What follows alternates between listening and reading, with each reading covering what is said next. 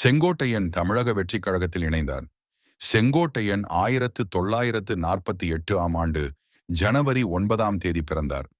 1977 தேர்தலில் சத்தியமங்கலம் தொகுதியிலிருந்து அனைத்திந்திய அண்ணா திராவிட முன்னேற்றக் கழக வேட்பாளராக தமிழ்நாடு சட்டமன்ற உறுப்பினராக தேர்ந்தெடுக்கப்பட்டார்.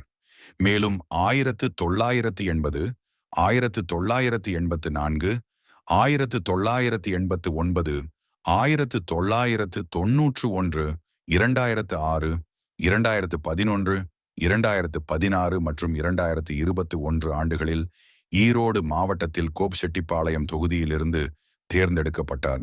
ஜெயலலிதா அமைச்சரவையின் முதல் பதவி காலத்தில் 1991 முதல் 1996 வரை போக்குவரத்து அமைச்சராக செங்கோட்டையன் இருந்தார்.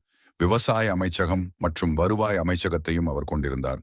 மேலும் நடப்பு விவகாரங்கள் மற்றும் பல்வேறு தகவல்களுக்கு இந்த சேனலை பின்தொடரவும்.